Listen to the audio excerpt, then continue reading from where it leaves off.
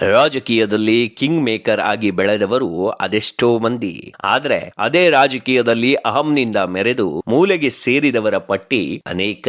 ಇಂದಿನ ನಮ್ಮ ವಿಡಿಯೋದಲ್ಲಿ ಮೆರೆಯುವಷ್ಟು ಮೆರೆದು ಕೊನೆಗೆ ಮೂಲೆಗೆ ಸೇರಿದ ಓರ್ವ ಹಿರಿಯ ರಾಜಕಾರಣಿ ಬಗ್ಗೆ ನಾವು ಮಾಹಿತಿಯನ್ನ ನೀಡಲಿಕ್ಕಿದ್ದೇವೆ. ಬಿಹಾರ್ ರಾಜಕಾರಣ ಎಂದಾಕ್ಷಣ ಇವರ ಹೆಸರು ತಕ್ಷಣ ನೆನಪಿಗೆ ಬರುತ್ತೆ. ನೇರ ನುಡಿ, ಮಾತಿನಲ್ಲಿ ಹಾಸ್ಯ, ಮುಗ್ಧ ಭಾವನೆ ಮೂಡಿಸುವ ಮುಖ, ಇವೆಲ್ಲವೂ ಲಾಲು ಪ್ರಸಾದ್ ಯಾದವ್ ಅವರ ವರ್ಚಸ್ಸು. ಕೇವಲ ವರ್ಚಸ್ಸು ಮಾತ್ರ ರಾಜಕೀಯದಲ್ಲಿ ಬೇರೂರಲು ಸಾಧ್ಯ ಇಲ್ಲ ಎನ್ನುವುದಕ್ಕೆ ಬೆಸ್ಟ್ ಎಕ್ಸಾಂಪಲ್ ಲಾಲು ಪ್ರಸಾದ್ ಯಾದವ್. ಅತಿಯಾದ ದುರಹಂಕಾರ, ಗುಂಡಾಗಿರಿ, ದಬ್ಬಾಳಿಕೆ, ಕುಟುಂಬ ರಾಜಕಾರಣ ಇವೆಲ್ಲವೂ ಲಾಲು ಪ್ರಸಾದ್ ರಾಜಕೀಯ ಪತನವಾಗಲು ಕಾರಣವಾದ ಪ್ರಮುಖ ಅಂಶಗಳು. ಲಾಲು ಪ್ರಸಾದ್ ಯಾದವ್ ರಾಜಕೀಯಕ್ಕೆ ಎಂಟ್ರಿ ಕೊಟ್ಟಿದ್ದು ಸಮಾಜವಾದಿ ಚಳುವಳಿ ಮೂಲಕ. ಕರ್ಪೂರಿ ಠಾಕೂರ್ ಗರಡಿಯಲ್ಲಿ ಇವರು ರಾಜಕೀಯಕ್ಕೆ ಬಂದವರು. ಸಮಾಜವಾದಿ ಪಕ್ಷ ಎಂದುಕೊಂಡು ಬಂದವರು ಮಾಡಿದ್ದು ಮಾತ್ರ ಕೇವಲ ಸಮಾಜಘಾತಕ ಕೃತ್ಯಗಳನ್ನೇ.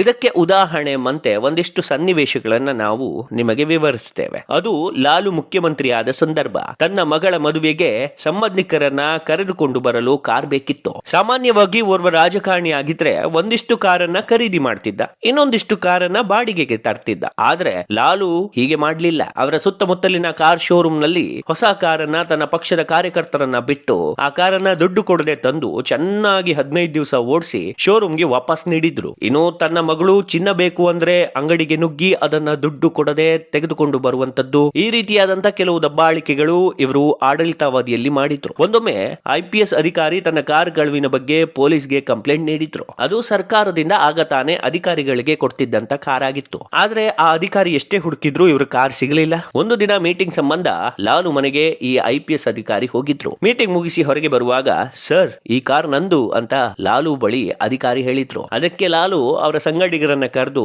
ಅಯ್ಯೋ ನನ್ನ ಮಕ್ಕಳ, ಹೋಗಿ ಇವ್ರ ಕಾರ್ನೇ ತಕೊಂಡ್ ಬಂದಿದ್ದೀರಾ ಅಂತ ಬೈತಾರೆ. ಕೊನೆಗೆ 50,000 ಕೊಟ್ಟು ಕಾರ್ ವಾಪಸ್ ತಕೊಂಡ್ ಹೋಗಿ ಎಂದು ಅಧಿಕಾರಿಗೆ ಹೇಳ್ತಾರೆ. ಇವೆಲ್ಲ ಸನ್ನಿವೇಶವನ್ನ ನೋಡಿದ್ರೆ ನೀವು ಅರ್ಥ ಮಾಡ್ಕೊಳ್ಬಹುದು ಲಾಲು ಆಡಳಿತದಲ್ಲಿ ದಬ್ಬಾಳಿಕೆಯಿಂದ ಜನರು ಎಷ್ಟು ರೋಸಿ ಹೋಗಿದ್ರು, ಅಧಿಕಾರಿಗಳು ಯಾವ ರೀತಿ ರೋಸಿ ಹೋಗಿದ್ರು ಅನ್ನೋದನ್ನ. ನೀವಿನ್ನೂ ನಮ್ಮ ಚಾನೆಲ್ ಅನ್ನ ಸಬ್ಸ್ಕ್ರೈಬ್ ಆಗದಿದ್ದಲ್ಲಿ ಸಬ್ಸ್ಕ್ರೈಬ್ ಆಗಿ, ಹಾಗೆ ಬೆಲ್ ಐಕನ್ ಕ್ಲಿಕ್ ಮಾಡೋ ಮೂಲಕ ನೋಟಿಫಿಕೇಶನ್ ಅನ್ನ ಪಡೆಯಿರಿ. ಲಾಲು ಅಧಿಕಾರದಿಂದ ಬಿಹಾರ್ ಜನ ತತ್ತರಿಸಿ ಹೋಗಿದ್ರು. ರೌಡಿಸಂ, ಕೊಲೆ, ಸುಲಿಗೆ ಮಾತ್ರ ಲಾಲು ಅಧಿಕಾರದಲ್ಲಿ ಬಿಹಾರ್ ಜನರಿಗೆ ಸಿಕ್ಕಂತ ಬಹುದೊಡ್ಡ ಕೊಡುಗೆಗಳಾಗಿತ್ತು. ಇನ್ನು ಕರ್ನಾಟಕದ ವಿಷಯಕ್ಕೆ ಬಂದ್ರೆ, ಕರ್ನಾಟಕದಿಂದ ದೇವೇಗೌಡರನ್ನ ಪ್ರಧಾನಿಯಾಗಲು ಲಾಲು ಕೂಡ ಪ್ರಮುಖ ಪಾತ್ರ ವಹಿಸಿದ್ದವರು. ಲಾಲು ಪ್ರಸಾದ್ ಯಾದವ್ಗೆ ರಾಮಕೃಷ್ಣ ಹೆಗಡೆ ಅವರ ಮೇಲೆ ಸಾಕಷ್ಟು ವಿರೋಧ ಇತ್ತು. ಈ ಕಾರಣಕ್ಕಾಗಿಯೇ ದೇವೇಗೌಡರು ಲಾಲು ಬೆಂಬಲಕ್ಕೆ ನಿಂತಿದ್ರು. ಬಿಹಾರ್ ರಾಜಕಾರಣದಲ್ಲಿ ಲಾಲು ಮಾಡಿದ್ದೇ ರೂಲ್ಸ್ ಎನ್ನೋ ರೀತಿ ಬದಲಾಗಿ ಹೋಗಿತ್ತು. ರಾಜಕಾರಣದಲ್ಲಿ ಲಾಲು ಸರ್ವಾಧಿಕಾರವನ್ನ ಸ್ಥಾಪನೆ ಮಾಡಿಬಿಟ್ಟಿದ್ರು. ಜನರಿಗೂ ಲಾಲು ಮೇಲೆ ಸಾಕಷ್ಟು ನಂಬಿಕೆ ಇತ್ತು. ಆದ್ರೆ ಅದೆಲ್ಲ ನಂಬಿಕೆಗೆ ಅದಾಗಲೇ ಲಾಲು ಕೊಳ್ಳಿ ಇಟ್ಟಿದ್ರು. ಸಾಕಷ್ಟು ಹಗರಣಗಳಲ್ಲಿ ಲಾಲು ಸಿಕ್ಕಿಬಿದ್ರು. ಸಮಾಜವಾದ ಕೇವಲ ಅವರ ಕುಟುಂಬಕ್ಕೆ ಮಾತ್ರ ಸೀಮಿತ ಅನ್ನೋ ರೀತಿ ಲಾಲು ವರ್ತನೆ ಮಾಡ್ಲಿಕ್ಕೆ ಪ್ರಾರಂಭ ಮಾಡಿದ್ರು. ಇವೆಲ್ಲ ಕಾರಣಕ್ಕೆ ಆ ಸಂದರ್ಭದಲ್ಲಿ ಲಾಲು ಅಧಿಕಾರ ಕಳೆದುಕೊಂಡ್ರು. ನಂತರ ಅವರ ಶ್ರೀಮತಿಯನ್ನ ಮುಖ್ಯಮಂತ್ರಿ ಮಾಡಲು ಹೋದ್ರು. ಮನೆಯಲ್ಲಿರ್ಬೇಕಾದಂತ ಒಂದು ಹೆಣ್ಣು ಮಗು, ಮನೆಯಲ್ಲಿದ್ದು ಮನೆಯ ಚಟುವಟಿಕೆಯನ್ನ ನೋಡ್ಕೊಂತಿದ್ದ ಒಂದು ಹೆಣ್ಣು ಮಗು ಬಿಹಾರ್ ಅಂತ ರಾಜ್ಯದ ಮುಖ್ಯಮಂತ್ರಿ ಆದ್ರೆ ಅಲ್ಲಿನ ಪರಿಸ್ಥಿತಿ ಹೇಗಾಗಬಹುದು ಅನ್ನೋದನ್ನ ನೀವೇ ಊಹೆ ಮಾಡ್ಕೊಳ್ಬಹುದು. ಯಾಕಂದ್ರೆ ಅಲ್ಲಿಗೆ ಲಾಲು ಆಡಳಿತ ಪತನಗೊಳ್ಳಲು ಪ್ರಾರಂಭವಾದಂತಹ ಮೊದಲ ಬದಲಾವಣೆ ಅಂತಾನೆ ಹೇಳಬಹುದು. ಯಾವಾಗ ಇವರ ಶ್ರೀಮತಿಯನ್ನ ಮುಖ್ಯಮಂತ್ರಿ ಮಾಡಿದ್ರು, ಅಲ್ಲಿಂದ ಜನರಿಗೆ ಇವರ ಮೇಲಿನ ನಂಬಿಕೆ ಒಂದೊಂದಾಗಿ ಕಳಿಸ್ತಾ ಬಂತು. ನಂತರ ರಾಜಕೀಯದಲ್ಲಿ ಮತ್ತೆ ಏಳ್ಲಿಕ್ಕೆ ಸಾಧ್ಯ ಇಲ್ಲ ಅನ್ನೋ ರೀತಿಯಂತಹ ಪರಿಸ್ಥಿತಿಗಳು ಬಿಹಾರದಲ್ಲಿ ಸೃಷ್ಟಿಯಾದವು. ಆದ್ರೆ ಎಲ್ಲೋ ಒಂದ್ ಕಡೆ ಜಾತಿ, ಇನ್ನೊಂದ್ ಕಡೆ ಮುಸ್ಲಿಂ ಹಾಗೂ ಯಾದವರ ವೋಟ್ಗಳು ಇವರಿಗೆ ಬೀಳ್ತಾ ಇತ್ತು. ಆ ಕಾರಣಕ್ಕಾಗಿ ಇವ್ರು ಗೆಲ್ತಾ ಇದ್ರು. ಆದ್ರೆ ಮುಂದೇನಾಯ್ತು, ಯಾಕಾಯ್ತು, ಅದ್ರ ಬಗ್ಗೆನೂ ಸ್ವಲ್ಪ ಮಾತಾಡೋಣ ಬನ್ನಿ. ಲಾಲು ಪ್ರಸಾದ್ ಯಾದವ್ ಮಾತಿನಲ್ಲಿ ಸಾಕಷ್ಟು ಚತುರರಾಗಿದ್ರು. ಎದುರಾಳಿಗಳು ಎಂತಹ ಪ್ರಶ್ನೆ ಕೇಳಿದ್ರು ಅದಕ್ಕೆ ತಕ್ಕ ಉತ್ತರ ಕೊಡುವಂತ ಚತುರತೆ ಅವರಲ್ಲಿ. ಆದ್ರೂ ಕೂಡ ಲಾಲುಗೆ ತಮ್ಮ ಕುಟುಂಬ ರಾಜಕಾರಣ ಮುಳುವಾಗಿ ಪರಿಣಮಿಸಿತ್ತು. ಈ ಕುಟುಂಬ ರಾಜಕಾರಣವೇ ನನ್ನ ರಾಜಕೀಯವನ್ನ ಪತನಗೊಳಿಸುತ್ತೆ ಅನ್ನೋ ಅರಿವು ಕೂಡ ಲಾಲುಗೆ ಇರಲಿಲ್ಲ. ಆದ್ರೆ ಈಗ ಅವರ ಕುಟುಂಬದಲ್ಲೇ ಬಿರುಕು ಬಿದ್ದಿದೆ. ಕರ್ನಾಟಕದಲ್ಲಿ ಕೂಡ ದೇವೇಗೌಡರ ಕುಟುಂಬ ರಾಜಕಾರಣವೇ ಅವರ ಪಕ್ಷವನ್ನ ಮಣ್ಣು ಮುಕ್ಕಿಸುವಂತೆ ಮಾಡಿದ್ದು. ದೇವೇಗೌಡರು, ಕುಮಾರಸ್ವಾಮಿ ಮೊದಲೇ ಕುಟುಂಬ ರಾಜಕಾರಣ ಒಳಿತಲ್ಲ ಎನ್ನುವಂತ ಯೋಚನೆ ಮಾಡಿದ್ರೆ ಇಂದು JDS ಪಕ್ಷ ತನ್ನ ಅಸ್ತಿತ್ವವನ್ನ ಉಳಿಸಿಕೊಂಡು ರಾಜ್ಯದಲ್ಲಿ ಸದೃಢ ಸ್ಥಳೀಯ ಪಕ್ಷವಾಗಿ ಹೊರಹೊಮ್ಮುತ್ತಿತ್ತು. ಯಾವುದೇ ಒಬ್ಬ ರಾಜಕಾರಣಿ ರಾಜಕೀಯವನ್ನ ನನ್ನ ಆಸ್ತಿ, ಇಲ್ಲಿ ನಾನು ನನ್ನ ಮಕ್ಕಳು ಬೆಳಿಬೇಕು ಅನ್ನುವಂತ ಆಲೋಚನೆ ಮಾಡಿದ್ರೆ ಅಲ್ಲಿಗೆ ಆತ ತನ್ನ ರಾಜಕೀಯ ಪಯಣಕ್ಕೆ ಅಂತಿಮ ಮೊಳೆ ಹೊಡೆದ ಹಾಗೆ.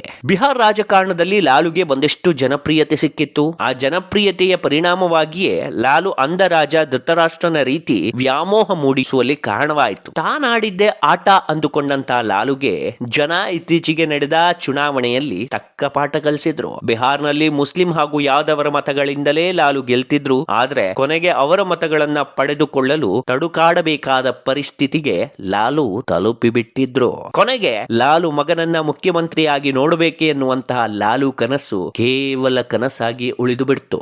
ಲಾಲು ಪುತ್ರನಿಗೆ ಒಳ್ಳೆಯ ರಾಜಕಾರಣಿ ಆಗೋ ಅರ್ಹತೆ ಇದೆ. ಆದ್ರೆ ಲಾಲು ಮಾಡಿದ ದರ್ಪ ಹಾಗೂ ದಬ್ಬಾಳಿಕೆಯಿಂದ ಮಗನನ್ನ ಅಪ್ಪನ ಕಾರಣದಿಂದ ಜನರು ನಂಬ್ತಾ ಇಲ್ಲ. ಹಾಗಾದ್ರೆ ಬಿಹಾರ್ನಲ್ಲಿ ಮತ್ತೆ ಲಾಲು ಪಕ್ಷ ಅಧಿಕಾರಕ್ಕೆ ಬರಲ್ವಾ ಎನ್ನುವಂತ ಪ್ರಶ್ನೆಯನ್ನ ನೀವು ಕೇಳಿದ್ರೆ, ಸದ್ಯದ ಪರಿಸ್ಥಿತಿ ವಾಸ್ತವ ನೋಡಿದ್ರೆ ಲಾಲು ಕುಟುಂಬ ರಾಜಕಾರಣ ಅಂತ್ಯವಾದಂತೆ ಕಾಣುತ್ತಿದೆ. ಮಾಡಿದ ತಪ್ಪನ್ನ ಸರಿಪಡಿಸಿಕೊಂಡು ಮುಂದುವರೆದ್ರೆ ಮುಂಬರುವ ದಿನ ಮತ್ತೆ ಅಧಿಕಾರಕ್ಕೆ ಬರಬಹುದು. ಇವೆಲ್ಲ ಪ್ರಶ್ನೆಗೆ ಮುಂಬರುವ ದಿನಗಳೇ ಉತ್ತರವನ್ನ ನೀಡಬೇಕಿದೆ. ಈ ವಿಡಿಯೋ ನಿಮ್ಗೆ ಇಷ್ಟವಾಗಿದ್ರೆ ನಿಮ್ಮ ಅಭಿಪ್ರಾಯವನ್ನ ಕಮೆಂಟ್ ಮಾಡಿ, ಹಾಗೆ ನಮ್ಮ ಚಾನಲ್ ಅನ್ನ ಸಬ್ಸ್ಕ್ರೈಬ್ ಮಾಡಿ ಪ್ರೋತ್ಸಾಹಿಸಿ.